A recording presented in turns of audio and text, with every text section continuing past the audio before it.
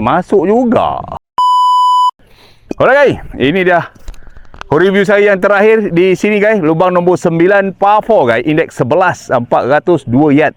Lubang ni macam biasalah. Balik ke clubhouse, depan ada air, kiri kan ada jembatan saja. Takkan kita nak landing bola atas jembatan tak? Dah tentulah, tidak kan? Ada landing area yang luas. Lepas tu ada lagi satu kolam sebelah kiri sebelum kita jumpa green di clubhouse. Jadi untuk bermain di lubang ni katanya attack saja pokok tembusu. Bola kita akan draw pergi ke center untuk kita mendapatkan second shot yang senang nanti. Okay, come on, kita cari fairway satu. Kita tengok apa result saya di sini. One good shot. Manis-manis satu. One good shot.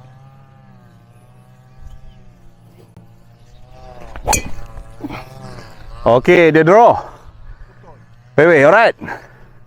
Tu tak solid tu. Alright guys, pandangan dari tengah fairway ke tibok. Sana tibok yang kita tee off tadi guys.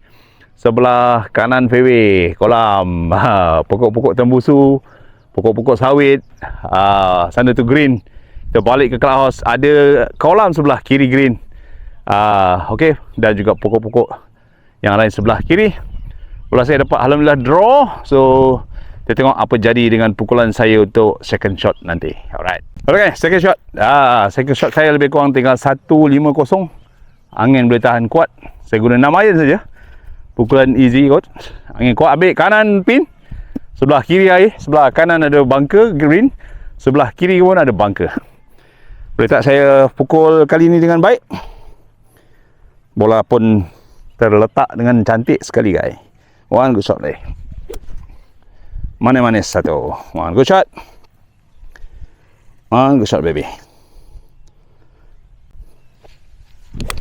Nampaknya terlebih ni. Aduh, ke belakang kiri.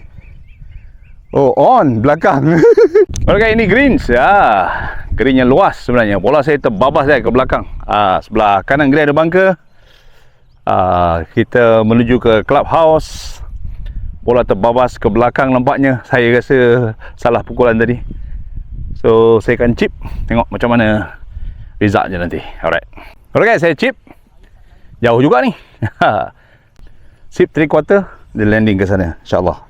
Complete one good chip. Manis-manis satu.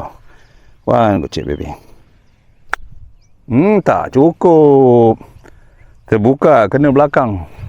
Alright guys, part 4 par. Jauh ni. Berugilah nampak gayanya. Tapi dapat rasa lah macam mana keadaan pekan, Royal Pekan yang baru. Straight je ke kiri. Saya ambil kiri sedikit. Lebih kurang 12 kaki. Boleh tak dia masuk juga guys. Come on, one good part. Masuk juga. Apa juga akhirnya. Alright guys, inilah 9 lubang yang saya dapat bawakan kepada anda. Royal Pekan best. Green cantik guys. Berbeza lah.